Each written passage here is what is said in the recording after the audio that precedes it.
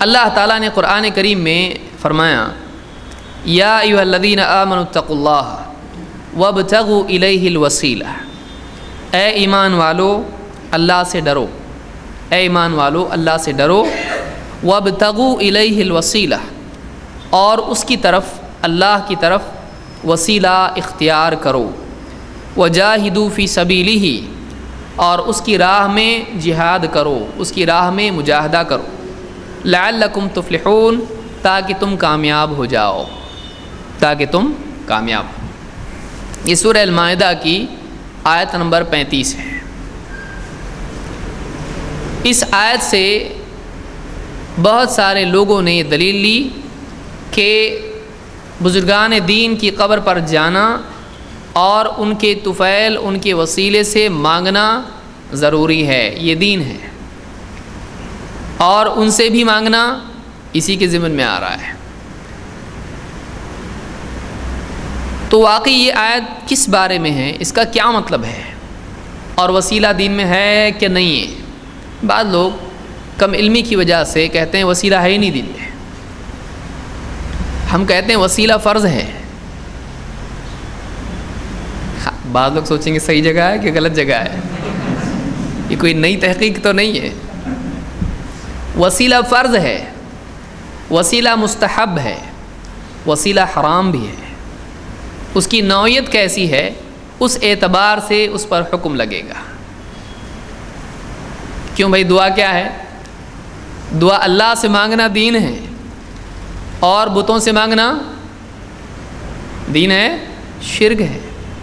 تو ایک عمل کی نسبت اگر شریعت کے خلاف ہو تو وہ غلط ہو جاتی ہے، وہ عمل غلط ہو جاتا ہے، اور شریعت کے مطابق ہو تو وہ دین ہوتا ہے۔ پھر اس کی حیثیت ہوگی وہ کس اعتبار سے عمل کس درجے کا ہے، فرض ہے یا مستحب ہے یا کیا ہے۔ اس اعتبار سے ہم کہتے ہیں یہاں پر چونکہ اللہ تعالیٰ نے اس بات کا حکم دیا ہے وَابْتَغُوا إِلَيْهِ الْوَسِيلَةَ، اللہ کی طرف وسیلہ اختیار کرو، تو یہ کس کا حکم ہے؟ تو اللہ کا حکم کیا ہوتا ہے پورا کرنا؟ ضروری ہوتا ہے، فرض ہوتا ہے۔ معلوم ہے وسیلہ کیا ہے؟ فرض ہے۔ لیکن یہ وسیلہ کیا ہے؟ اس سلسلے میں سلف کے اقوال ہم کو دیکھنے پڑیں گے، واقعی وسیلہ کیا ہے۔ اس آیت کے ضمن میں اس سے پہلے کہ میں اس کی یعنی تفسیر میں جاؤں، لغوی اعتبار سے، بعض لوگ لغوی بولتے ہیں اس کو، لغو کے معنی ہوتے بے فائدہ، لغوی لغت کے اعتبار سے الجوہری کہتے ہیں الوسیلۃ ما یتقرب به الی الغیر، وسیلہ اس چیز کو کہتے ہیں جس کے ذریعے سے غیر کا تقرب حاصل کرنے کی کوشش کی جاتی ہے۔ ایک انسان کسی چیز کے ذریعے سے کسی کی نزدیکی حاصل کرنا چاہتا ہے تو جس چیز کے ذریعے سے نزدیکی حاصل کر رہا ہے اس کو وسیلہ کہتے ہیں۔ تو وسیلہ کے معنی قرب کا ذریعہ، نزدیکی کا ذریعہ۔ وابتغوا الیہ الوسیلہ، اللہ کی طرف قرب کا ذریعہ اختیار کرو، یہ فرض ہے۔ اللہ کے قریب ہونے کی، اللہ کا قرب حاصل کرنے کی کوشش کرو۔ ظاہر بات ہے کہ اللہ سے دور بھاگنا ہے۔ اللہ نے کیا فرمایا؟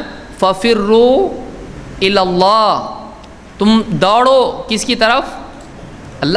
اللہ کی طرف دوڑنا فرض ہے ہمارے لیے۔ إِنِّي لَكُمْ مِنْهُ نَذِيرٌ مُبِينٌ، میں تمہارے لیے کھلے طور پر ڈرانے والا ہوں۔ تو ایک بندے کے لیے یہ لازم ہے کہ وہ اللہ کا قرب اختیار کرے۔ اگر وہ اللہ سے دور بھاگتا ہے، اللہ سے دور بھاگتا ہے، یہ کفر ہے۔ ایک آدمی اللہ کا قرب نہیں چاہتا ہے، وہ چاہتا نہیں کہ اللہ سے قریب ہو، دور جانا چاہتا اللہ سے، بتائیے کون سا بندہ ہے یہ کفر ہے۔ لیکن ایک انسان اللہ کا قرب حاصل کرنا چاہتا ہے تو یہ خود دین ہے، اور مومن ہمیشہ اللہ کا قرب چاہتا ہے، مومن اللہ کے نزدیک ہونا چاہتا ہے۔ اس آیت کی تفسیر کیا ہے؟ ابن عباس رضی اللہ عنہ فرماتے ہیں کہ الوسیلہ کے معنی ہیں القربہ، القربہ نزدیکی۔ وکذا ابن کثیر کہتے ہیں وکذا قال مجاہد و ابو وائل والحسن وقتادہ، وعبد اللہ ابن کثیر والسدی وابن زید وغیر واحد۔ وسیلہ کے معنی ہے القربہ، نزدیکی۔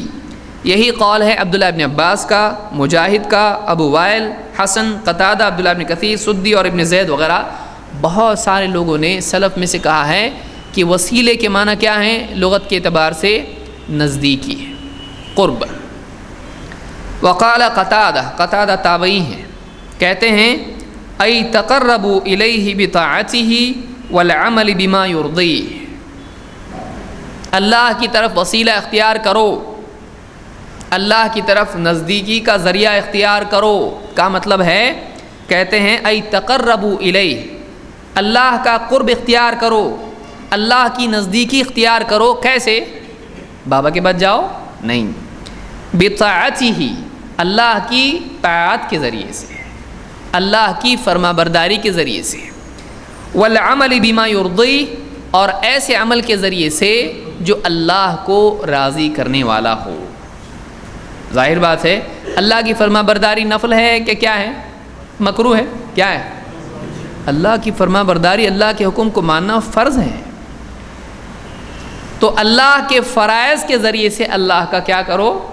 تقرب حاصل کرو۔ اسی لیے بخاری کی ایک حدیث میں اللہ کے نبی صلی اللہ علیہ وسلم فرماتے ہیں کہ بندہ اللہ کا قرب فرائض سے زیادہ کسی چیز سے حاصل نہیں کر سکتا ہے، اور وہ نوافل کے ذریعے سے اور زیادہ قرب میں، حدیث قدسی ہے وہ، کہ بندہ فرائض سے زیادہ میرا قرب حاصل نہیں کر سکتا کسی اور چیز سے، اور نوافل کے ذریعے سے وہ اور زیادہ قرب میں بڑھتا چلا جاتا ہے۔ اسی لیے میں نے شروع میں کہا تھا کہ وسیلہ فرض ہے، وسیلہ مستحب ہے، کہ اللہ کے فرائض ہیں ان کے ذریعے سے بھی اللہ کا قرب ملتا ہے، اور پھر کچھ اعمال ہیں، تہجد ہے، مثلا تہجد ہے نماز، تو فرض نماز سے اللہ کے قریب ہوتا ہے، دور ہوتا ہے، اور نفل سے تو پھر نفل بھی فرض ہوئی نہیں، وہ مستحب ہے، وہ مستحب ہے۔ تو فرض اور مستحب دونوں کے ذریعے سے اللہ کا قرب ملتا ہے۔ کیوں؟ اللہ نے قرآن کریم میں کیا فرمایا؟ واسجد واقترب، سجدہ کر اور قریب ہو جا۔ معلوم ہے سجدے سے اللہ کا قرب ملتا ہے۔ اب فرض سجدہ ہے یا نفل ہے؟ تو فرض کے ذریعے سے بھی قرب ملتا ہے اور نفل کے ذریعے سے بھی قرب ملتا ہے۔ اسی لیے حدیث میں اللہ کے نبی صلی اللہ علیہ وسلم فرماتے ہیں اقرب ما یکون العبد من ربہ وہو ساجد فاکثر الدعاء، بندہ اپنے رب سے سب سے زیادہ قریب اس وقت ہوتا ہے جب وہ سجدے میں ہو، تو خوب اللہ سے دعا کرو۔ وسیلے سے، ارے وسیلہ تو خود اختیار کر لیا تو نے، ابھی دعا کا وسیلہ تیرا کیا ہے؟ تیرا سجدہ خود وسیلہ ہے۔ اب تم مانگ، اب یہ نہیں کہا اب وسیلے سے دعا کرو، کہا کہ اب قرب مل چکا ہے۔ وسیلہ کیا ہے؟ وسیلے کے معنی کیا ہے؟ سمجھیے تھوڑا سا، بعض لوگوں کو یہ درس سمجھ میں نہیں آ رہے ہیں، میں سمجھ سکتا ہوں سمجھ میں نہیں آ رہا ہے، لیکن سمجھنے کی کوشش کیجیے، کیونکہ یہ جو دروس ہیں یہ بعض لوگ بیچارے نئے آئے ایک دم، ان کو حدیث ضعیف ہوتی ہے وہ بھی معلوم نہیں، صحیح کس کو بولتے ہیں، ضعیف کس کو بولتے ہیں، ناسخ منسوخ کیا ہے، راوی کس کو کہتے ہیں، ضعیف صحیح اور منکر، اور سمجھ میں نہیں آ رہا کچھ، یہ کون سا دین ہے؟ ایسا تو کہیں بھی ہم نے سنا نہیں تھا اس سے پہلے، تو بعض لوگ پریشان ہو رہے ہیں، وہ صبر کریں، امید رکھیں، انشاءاللہ دھیرے دھیرے سارے معاملات حل ہو جائیں گے مسائل، اس لیے کہ علم ایک دن میں نہیں آتا ہے، آدمی کو دھیرے دھیرے ساری چیزیں سمجھ میں آتی۔ تو میں بڑی معذرت کروں گا ان لوگوں سے جن کو یہ چیزیں سمجھ میں نہ آئیں، کوشش کریں گے۔ اللہ کے نبی صلی اللہ علیہ وسلم فرماتے ہیں انما العلم بالتعلم، علم سیکھنے سے آتا ہے۔ کوئی انسان ماں کے پیٹ سے پیدا ہوتا ہے تو ایک دم شروع نہیں ہو جاتا، اماں الف با کس کو بولتے ہیں بتاؤ، تو ایسا تو شروع نہیں ہو جاتا ہے، اس کو سیکھتے سیکھتے دھیرے دھیرے آتا ہے۔ تو کچھ چیزیں اگر نہ سمجھ میں آئیں تو گھبرائیں نہیں، پریشان نہیں ہو، اور یہ نہ سوچیں کہ بابا آئندہ نہیں آؤں گا، ایسا مت کیجیے۔ بچے کو بھی اسکول میں جاتا تو پہلے دن سب آ جاتا، گھر پہ آتے ہی باپ پوچھتا آج کیا سیکھا بتا، آج تو بیٹھنا سیکھا خالی اسکول میں، شرارت نہیں کرنا سیکھا، منہ پہ ہاتھ رکھ کے بیٹھا ہے ویسے ہی پورا۔ تو پہلے منہ پہ ہاتھ رکھنا سیکھتا ہے، پھر منہ سے بولنا سیکھتا ہے۔ اور سلف میں یہی اقوال ہے، بعض سلف نے کہا کہ ہم نے دینی مجالس میں پہلے بیٹھنا سیکھا، پھر سننا سیکھا، پھر پوچھنا سیکھا، اب اس کے بعد علم آیا ہے، تو ٹائم لگتا ہے تھوڑا۔ تو بہرحال کوشش کریں سمجھنے کی، میں بہت کوشش کروں گا آسان کرنے کی۔ سب سے قریب بندہ اس وقت ہوتا ہے جب وہ سجدے میں ہو۔ اب یہ وسیلہ اختیار کر چکا ہے، یہ تقرب کا ذریعہ ہے سجدہ کرنا، اب مانگنے کا وقت ہے۔ تو معلوم ہوا کہ وسیلہ خود ایک عمل ہے، اسی لیے یہاں پر قتادہ جو تابعی ہیں کہتے ہیں ای تقربوا الیہ بطاعتہ والعمل بما یرضیہ، یعنی اللہ نے جو کہا کہ وسیلہ اختیار کرو اللہ کی طرف، اس کا مطلب ہے اب فرما برداری کے ذریعے سے اللہ کو راضی کرنے والے عمل کے ذریعے سے اس کی نزدیکی حاصل کرو، تو سجدہ کر قریب ہو جا، اب مانگ جو مانگنا ہے۔ معلوم ہے اللہ کا قرب حاصل کرنے کے بعد اللہ سے مانگنے کا استحقاق بندے کو اللہ کی طرف سے دیا جاتا ہے۔ مانگ، اب مانگنا ہے تو اللہ کا اکرام ہے، اللہ کا احسان ہے کہ اس نے اللہ کے قرب کا ذریعہ اختیار کیا، اب مانگ، اب اللہ جو مانگے گا دے گا، کیونکہ حدیث میں خود اللہ کے نبی صلی اللہ علیہ وسلم فرماتے ہیں اللہ بڑا حیا والا ہے، اور اس بات سے حیا کرتا ہے کہ بندہ جب اپنے دونوں ہاتھ اس کی طرف اٹھاتا ہے تو وہ خالی ہاتھ اس کو لوٹائے۔ اللہ بڑا حیا کرنے والا ہے، اللہ کو حیا آتی ہے کہ بندے کو خالی ہاتھ کیسے لوٹاؤں، مانگ رہے ہیں مجھ سے۔ تو بندہ جب اللہ سے مانگتا ہے اللہ بندے کو دیتا ہے۔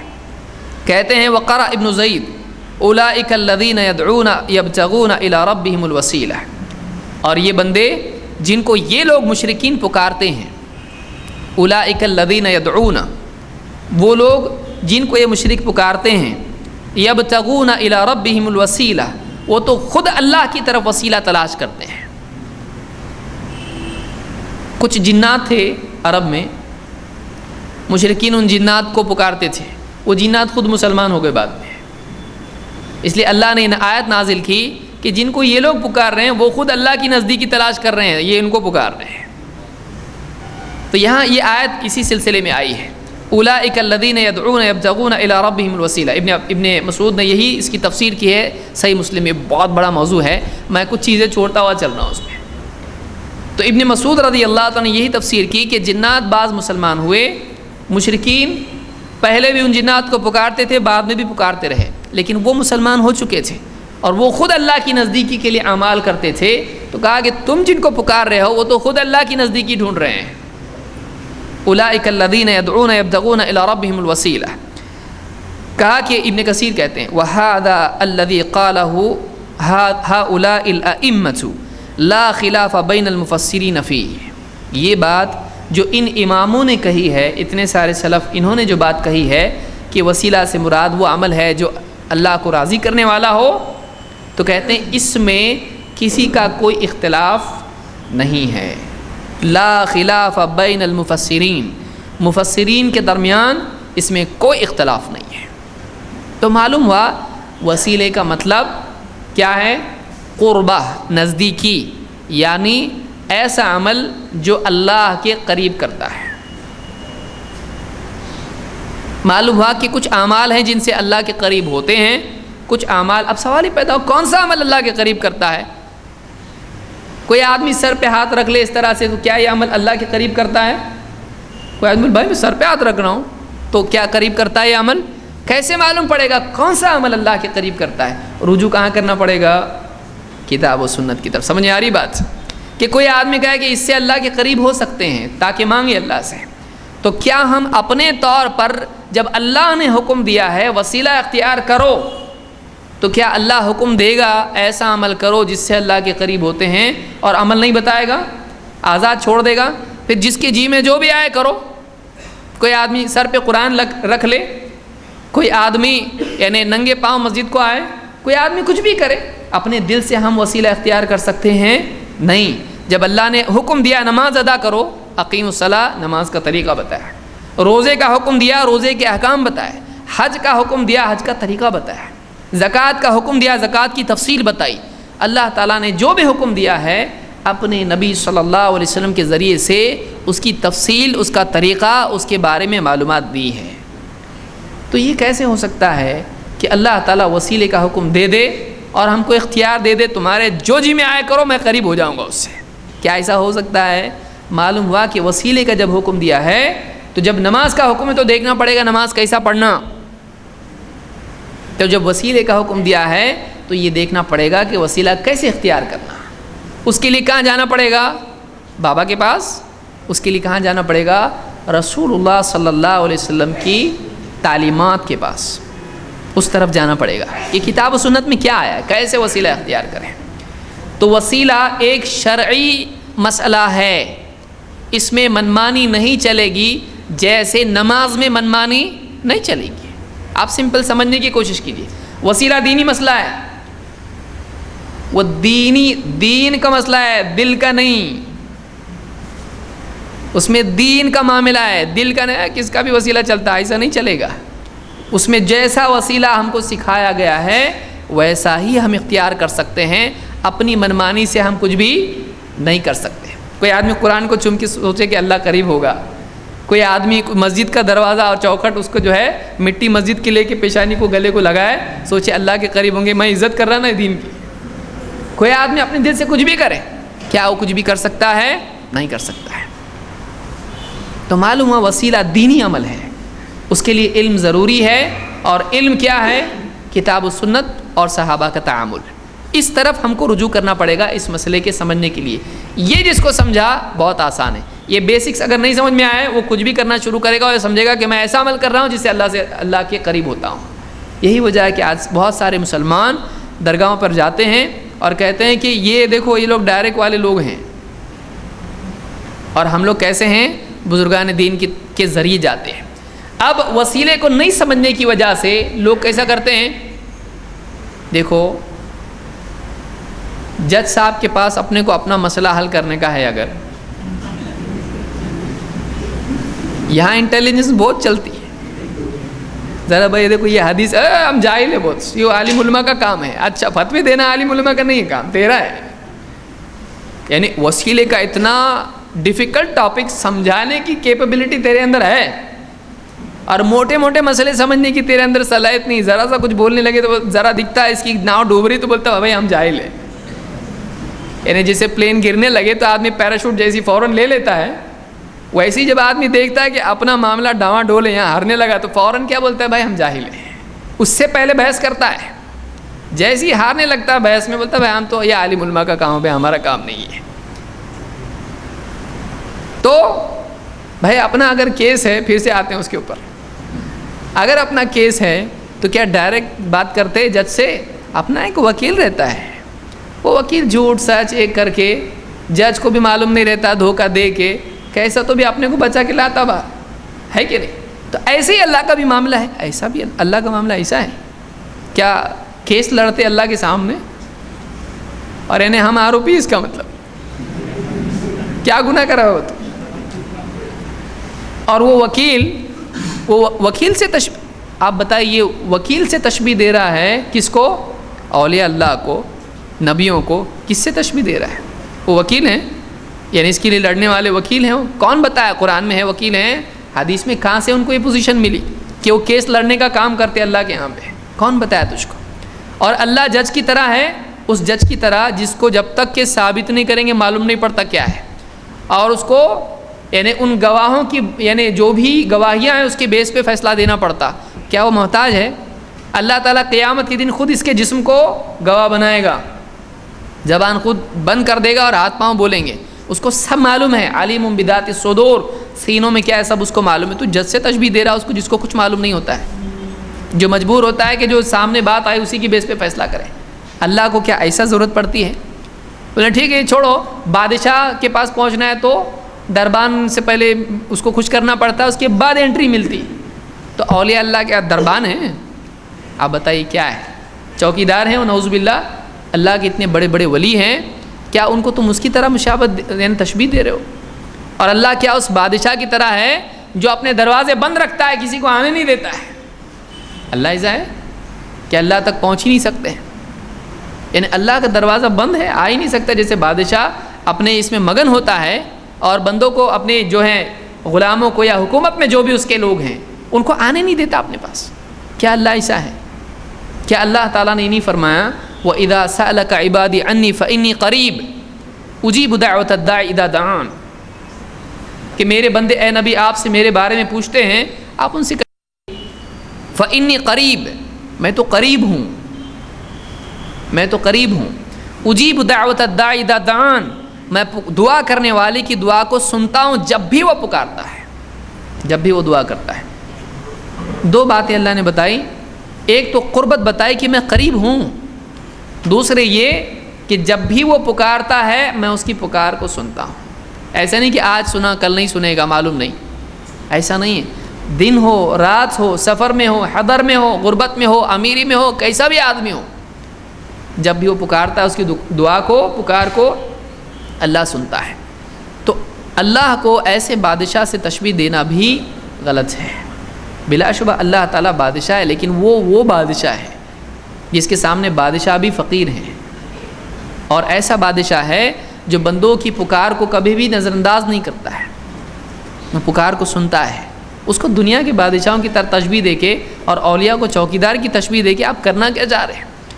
تو یہ دل سے اس طرح کے مسائل دینی حل کرنا، یہ مسائل حل نہیں کرتے ہیں، مسائل بڑھاتے ہیں. یہ کنفیوژن اور بڑھتا ہے اس سے بے حرمتی ہوتی ہے اللہ کی بھی اور اولیاء کی بھی.